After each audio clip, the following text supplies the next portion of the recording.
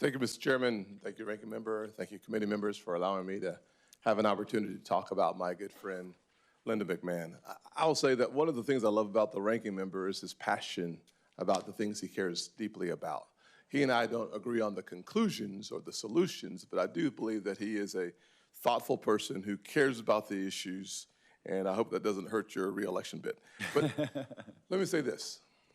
I'm not a billionaire. Never have been, likely never will be. But I am a kid who grew up in a single-parent household, mired in poverty, whose mother worked 2 jobs, trying to keep the lights on. I went to 4 different elementary schools by the 4th grade. When I think about the issue of education, I think about how in the world do we ever get to a meritocracy if the vast majority of the kids today are going to segregated schools that are failing those kids. 13 schools in Maryland where the average kid, 99% of the kids cannot perform at grade level. I think about Chicago on the south side where I spent a lot of time, where 95% of the kids cannot perform at grade level. I think about Charleston, South Carolina, my hometown, where 60+% of African American males don't go to college. I think about the quagmire pit of failure that is consistently the case in inner city schools across America. You talk about the resegregation of America's public schools, it's already happened. It's happening right now. Our public education spends $850 billion to disappoint families, millions of families across this country. 10% of the resources come from the federal government, and yet 80 to 90% of all the rules that suppress performance come from Washington. The average employee at the Department of Education, these numbers are a few years ago, and these unfortunately aren't part of my speech. Bernie changed my speech for me. Is about $106,000, where the average teacher makes $55,000. Those numbers are 4 or 5 years old. But here's my point. My point is a simple point. I'm a guy who understands the weight of a poor education system and the benefit of a good education system because I've experienced both. I chose to introduce Linda not because I have an affinity for billionaires, though I might now, actually, because I have a passion for quality that changes the trajectory of poor kids' lives permanently. I can't think of a more important civil rights issue today than public education and the education of our kids. I can't think of a better person to take on that challenge than someone that I had confidence when she was the administrator of the SBA. I can't think of someone better to take on this challenge than someone that took a regional company, WWE, and made it into the global powerhouse that it is today than the co-founder, chief executive, Linda McMahon. I can't think of someone better to do the job than someone who served on her own state board of education, who was a trustee at Sacred Heart University, and who led the policy initiatives at the America First Policy Institute. That would be Linda McMahon. I can tell you that there are a lot of questions I'd like to answer, but I don't have time. But I can tell you this. For the poorest kids in our country, disillusioned about the American dream, the answers they are looking for rarely come from Washington. With all of our good intentions, the Department of Education has simply failed the poorest kids in the United States of America, the greatest nation on the planet. To turn that around, we need someone who's already succeeded in business and in government. And let me just close with this. The Department of Education doesn't educate kids. It's a federal agency. Local communities and local teachers educate kids. Our Department of Education is a federal behemoth that needs to focus on getting more money in the hands of more students so that they have a better chance. And yes, I do believe that competition makes your quality go up and your cost go down. Charter schools prove that.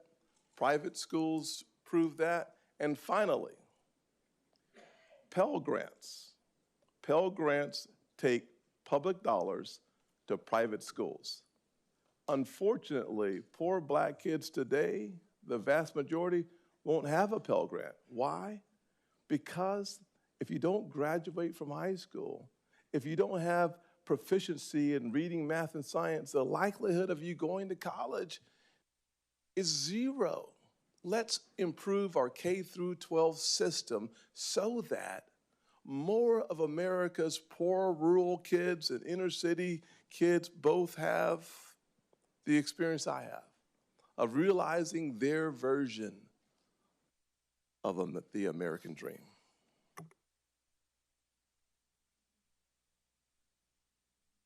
Thank you, Senator Scott.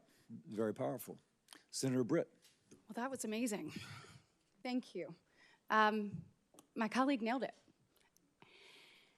Chair Cassidy, Ranking Member Sanders, and members of this committee, I am honored to join you today to introduce President Trump's nominee for Secretary of Education, my friend, Linda McMahon. It is clear that our current education system isn't working. We have the status quo, and that's actually failing our kids.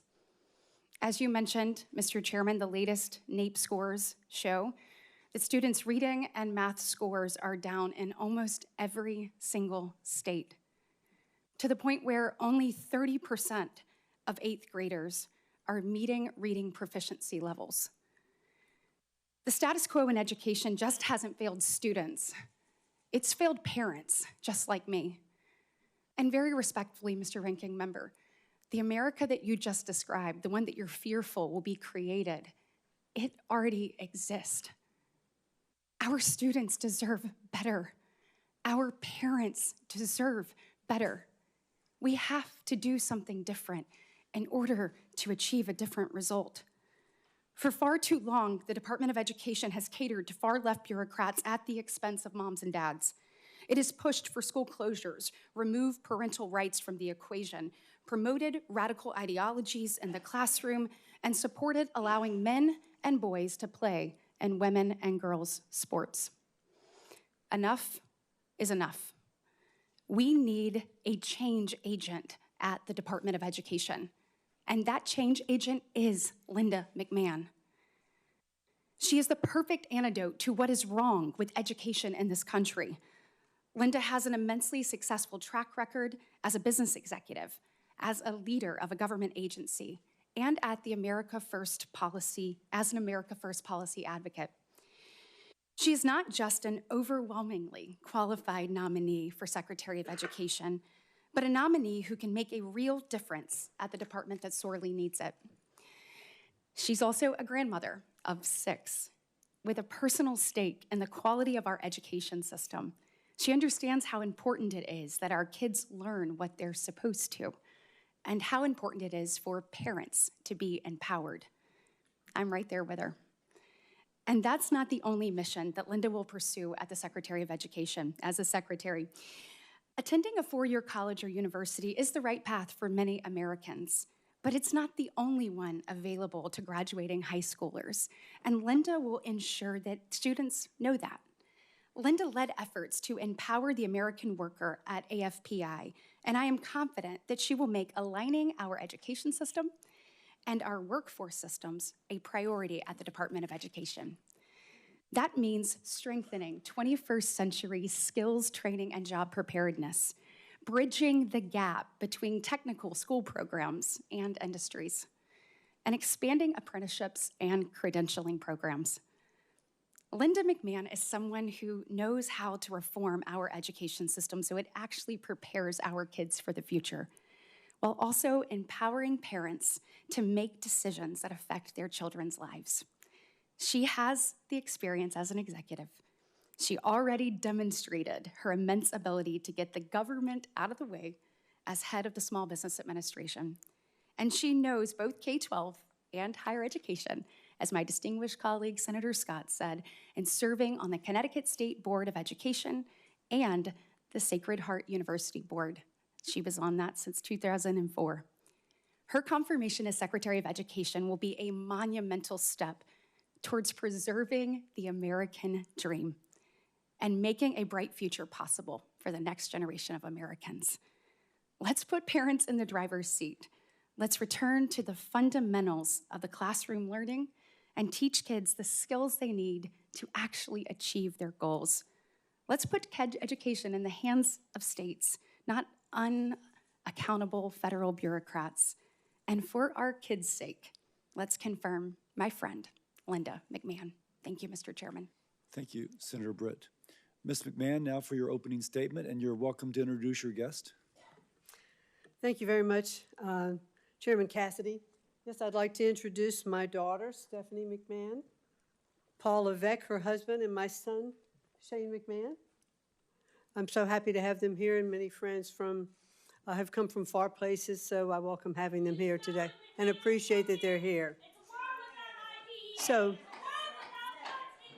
thank you, Chairman Cassidy, Ranking Member Sanders, and distinguished members of the committee. I'm honored to have your consideration to serve as the Secretary of the Department of Education. And I'd like to thank both Senators Scott and Britt for their introductions.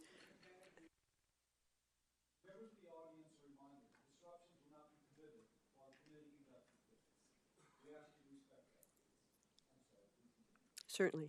And I'd like to thank both Senators Scott and Britt for their introductions and for the opportunity to welcome my friends and family. Thank you all so much for being here with me today.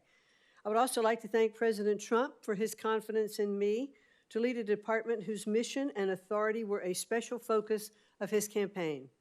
He pledged to make American education the best in the world, return education to the states where it belongs, and free American students from the education bureaucracy through school choice. November proved that Americans overwhelmingly support the president's vision, and I am ready to enact it. Education is the issue that determines our national success and prepares American workers to win the future. I've been passionate about education since my earliest college days when I studied to earn a teaching certificate. This has continued through my business career as a Connecticut State Board of Education member, as a university trustee, and as the chair of the America First Policy Institute, which advocates for workforce development, parental choice, and accountability in higher education. I'm also a mother and a grandmother, and I join millions of American parents who want better schools for our kids and grandkids. The legacy of our nation's leadership in education is one that every person in this room embraces with pride. Unfortunately, many Americans today are experiencing a system in decline. The latest scores from the nation's report card show achievement in K-12 math and reading at their lowest level in years. More than 2/3 of public colleges are beset by violent crime on campuses every year. And most tragically, student suicide rates have dramatically increased over the last 2 decades. We can do better. We can do better for the elementary and junior high school student by teaching basic reading and mathematics, for the college freshman facing censorship or anti-Semitism on campus, and for parents and grandparents who worry that their children and grandchildren are no longer taught American values and true history. In many cases, our wounds are caused by the excessive consolidation of power in our federal education establishment. So what's the remedy? Fund education freedom, not government-run systems. Listen to parents, not politicians. Build up careers, not college debt. Empower states, not special interests. Invest in teachers, not Washington bureaucrats. If confirmed as Secretary, I will work with Congress to reorient the department toward helping educators, not controlling them. My experience as a business owner and leader of the Small Business Administration, as a public servant in the state of Connecticut, and more than a decade of service as a college trustee has taught me to put parents, teachers, and students, not bureaucracy, first. Outstanding teachers are tired of political ideology in their curriculum and red tape on their desks. And that's why school choice is a growing movement across the nation. It offers teachers and parents an alternative to classrooms that are micromanaged from Washington, D.C. We should also emphasize career-focused education, especially in cutting-edge STEM fields, where American companies need high-skilled employees. Our workers deserve more post-secondary pathways, career-aligned programs, apprenticeships, and on-the-job learning, and jobs in tech, skilled trades, and healthcare for non-college degree holders. Those who do attend college deserve transparent costs and courses of study aligned to workforce demand. The United States is the world leader by far in emerging technologies like AI and blockchain, and we need to invest in American students who want to become tech pioneers. We should encourage innovative new institutions, develop smart accountability systems, and tear down barriers to entry so that students have real choice and universities are not saddling future families with unsurmountable debt. We must protect all students from discrimination and harassment, and if I am confirmed, the department will not stand idly by while Jewish students are attacked and discriminated against. It will stop forcing schools to let boys and men into female sports and spaces, and it will protect the rights of parents to direct the moral education of their children. The opportunity before us these next 4 years is momentous. I look forward to working with the committee, our nation's parents, teachers, and students, and education leaders from all political perspectives to build a better future for every American learner. Thank you so much for the opportunity to speak with you today, and I look forward to your questions.